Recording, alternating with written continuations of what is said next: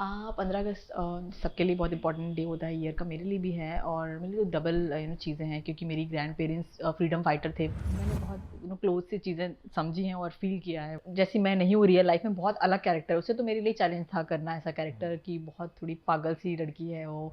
मैं इंजॉय करने लगी ऐसा पागलपन जो मैं करती थी ना, मुझे बड़ा मज़ा आने लगा करने में।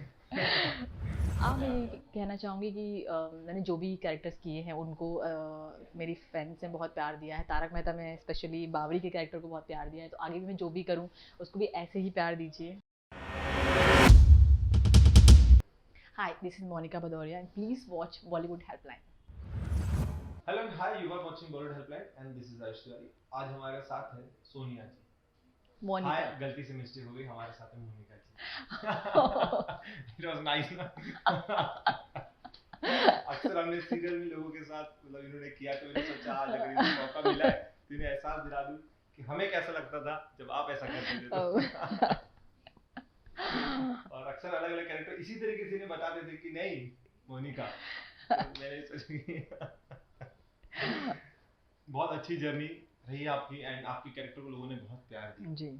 अक्सर जब भी आपके एपिसोड पर आप नजर आते थे तो समझ में आता था कि बाघा और बागेश्वरी कुछ ना कुछ तो एक नया लाएगा। और एक सबसे अच्छी बात ये कि आजकल हम रोमांस देखते हैं, अलग अलग तरीके के रोमांस होते हैं, लेकिन इस तरीके का जो रोमांस आप दोनों ने दिखाई, केमिस्ट्री नोकझोंक वाली, बहुत अच्छा लगता था। क्या कहना चाहेंगे अपने कैरेक्टर के बारे में जब आपको मिला और बताया गया डायरेक्टर साहब ने? बहुत अच्छा कैरेक्टर था ये, और मुझे जब नरेट किया कैरेक्टर तो मुझे लगा कि हाँ थोड़ा डिफरेंट है।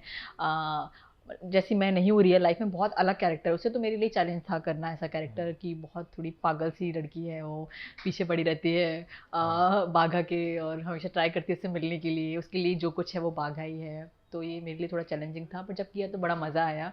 और फिर मुझे भी बड़ा, मैं इंजॉय करने लगी ऐसा पागलपन जो मैं करती थी ना, मुझे बड़ा मज़ा आने लगा करने में।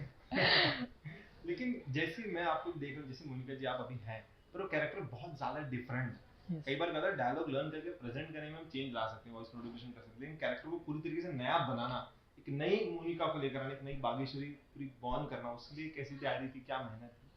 बहुत मेहनत करनी पड़ी, पूरा लुक उन्होंने जो मुझे दिया था, फिर मैंने खुद ही उसको चेंज किया, खुद मैंने कॉस्ट्यूम बाई की, चीज़ें की, मुझे एक्सपेरिमेंट करने थे अपने कैरेक्टर के ऊपर कि थोड़ा ऐसा करूँ, थोड़ा ऐसा बोलूँ, या थोड़ी वॉइस चेंज करूँ, या थोड़ा हैंड्स का यूज़ करूँ, ऐसे कुछ चीज़ें करूँ, तो वो थोड़ा मैंने प्रैक्टिस की, फिर मैंने इस कैरेक्टर को डेवलप किया था। So nice. लेकिन आज जैसे हम देखेंगे कि जो प्यार है कहीं ना कहीं हाइट, पर्सनैलिटी, पैसा ये देखता है ना? बट आपके कैरेक्टर में देखा गया, आपके इस सीरियल तारक मेहता में देखा जाता है कि बाघा के पास मतलब टू जरूरी नहीं है, लेकिन बाघा ने एक अच्छी पर्सनैलिटी है, थोड़ा सा एक अलग काइंड ऑफ पर्सनैलिटी, फिर भी उस पर इतना प्यार करना, ये जो प्यार दिखाया गया है, जिस तरीके से स्क्रिप्टिंग की गई, इस प्यार के बारे में आपकी पर्सनल क्या राय है? मतलब एक मोनिका से राय जानो, बागेश्वर नहीं, मोनिका की क्या राय है इस केमिस्ट्री को देख बहुत सा स्वीट केमिस्ट्री थी दोनों कपल्स की, बाघा एंड बावरी की। और रियल लाइफ में ऐसी होती नहीं है आजकल, बड़ा डिफरेंट है, लोग इतना जेन्युइन नहीं है, बहुत इनोसेंस था उस कैरेक्टर में, दोनों बाघा और बावरी के कैरेक्टर में। तो ऐसा प्यार और ऐसा चीज़ें तो हर किसी को चाहिए होती है अपनी रियल लाइफ में। तो बहुत अच्छा था वो दोनों कैरेक्टर्स। के? लेकिन जेठालाल जी और दिलीप जी, इनको हम जब भी देखा है टीवी पे, तो हम लोगों ने अपनी हंसी रोक नहीं पाई। एंड आप उनके साथ में स्क्रीन शेयर करें तो आप कभी अपनी हंसी रोक पाते थे कि like, नहीं हंसना है? नहीं, नहीं, मुझे बहुत हँसी आती थी जब मैं स्क्रिप्ट पढ़ती थी, तो मैं पहले पहले ही बहुत हँस लेती थी, क्योंकि मुझे पता है कि मैं सीन में हँसूँगी, क्योंकि इतने डायलॉग्स जो हमारे राइटर्स लिखते थे या चीज़ें थी, तो इतना फ़नी होता था। जब लोग इतना हँसते, तो आर्टिस्ट भी, हम भी इंसान हैं, हम भी हँसते ही होंगे, तो मैं तो बहुत पहले स्क्रिप्ट देखकर ही हँस लेती थी, फिर जाके मैं परफ़ॉर्म करती थी, जब मुझे पता अब मैं नहीं हँसूँगी।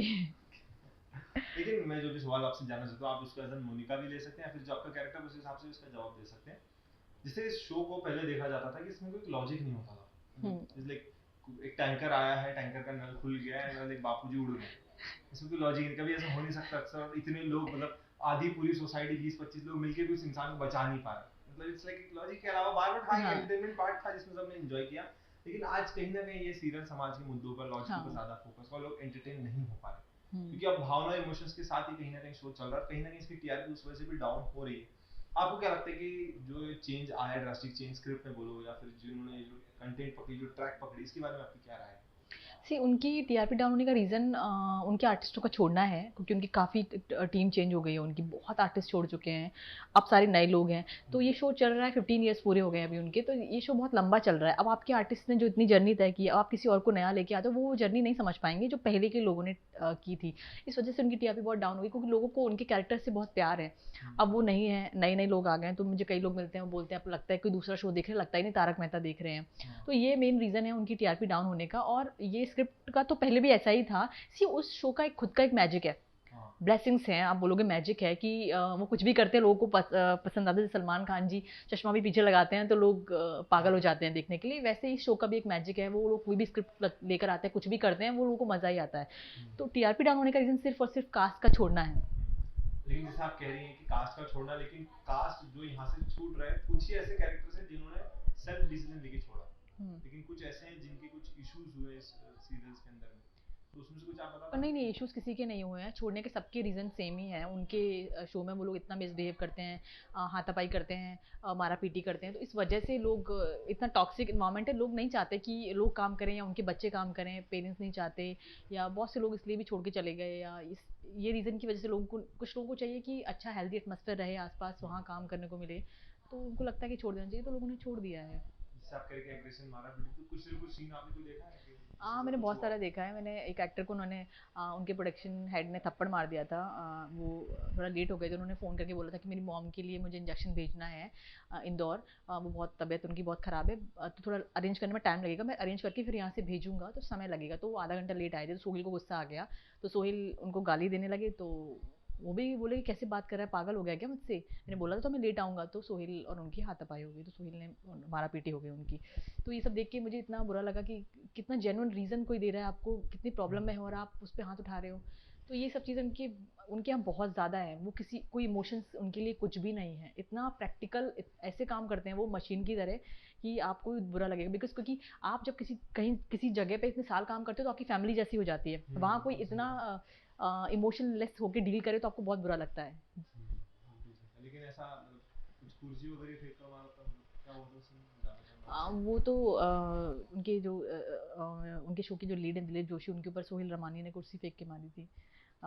झगड़ा हुआ था तो सोहेल ने गुस्से में कुर्सी फेंक के मार दी।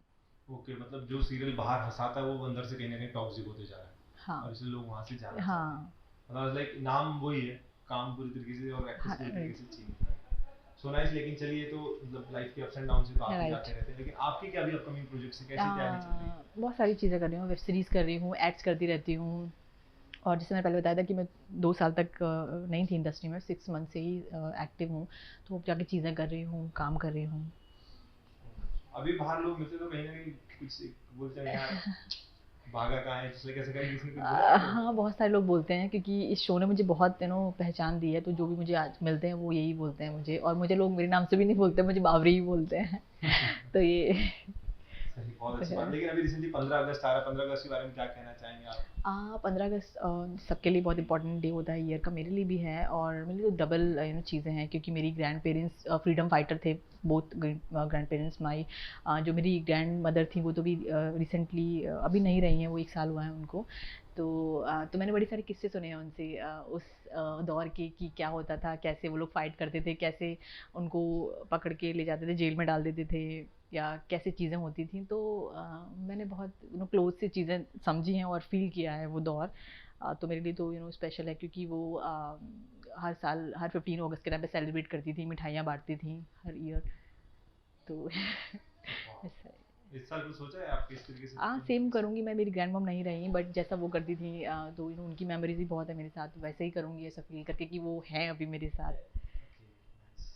लास्टली क्या कहना चाहेंगे फैंस और ऑडियंस को जिसको आप देखने मैं प्यार ये दिया? कहना चाहूँगी कि मैंने जो भी कैरेक्टर्स किए हैं उनको मेरी फैंस ने बहुत प्यार दिया है। तारक मेहता में स्पेशली बावरी के कैरेक्टर को बहुत प्यार दिया है, तो आगे भी मैं जो भी करूँ उसको भी ऐसे ही प्यार दीजिए। राइट, बिल्कुल सही कहा। लेकिन इस इंटरव्यू का एंड तभी होगा जब तक हम उस बावरी को एक बार थोड़ा सा ना देख ले, एकदम थोड़ा सा मत, नहीं क्या?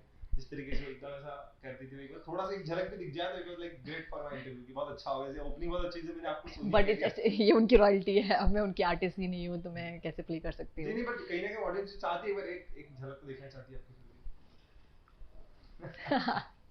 भी। मतलब तुरंत आ जाता है ना, आपको प्रिपेयर करना पड़ता है पहले से ही, नहीं नहीं, पॉज वो किए तो हुए? अरे फिर वो इतना ज़्यादा आ गया कि अब मुझे अपने शो के लिए बहुत दिक्कत होती है। मुझे लोग, मैंने ना थिएटर किया है, तो मैंने उनको बोला मुझे बहुत टोकते रहना जब भी आपको लगे कि मेरा बॉडी लैंग्वेज वैसा हो रहा है। वो ऐसा हो गया है कि अब जब मुझे कोई रियलिस्टिक कैरेक्टर करना होता है तो मुझे समझ नहीं आता है कि मेरे अंदर इतना ज़्यादा इम्बाइब कर लिया है कि अब मैं वही आता है। जी। हाँ, तो बहुत सटल जब मैं कोई काम करती हूँ तब भी मैं बहुत ज़्यादा मेरा ऐसा होता है। गलती से मिस्टेक। हाँ। बिल्कुल सही कहा। Thank you so much for being with me, thank you. And thank you so much कि आपने हमें इतनी सारी जर्नी बताई, एंड हम थैंक चाहेंगे यू। कि कोई आपका एक और एक ऐसा नया कैरेक्टर है जो इस तरीके से पहचान में इतना जी प्यार आपको जी दे जी जी। Audience. Thank you so much for being with Bollywood. Thank you, thank you thank so you. Much.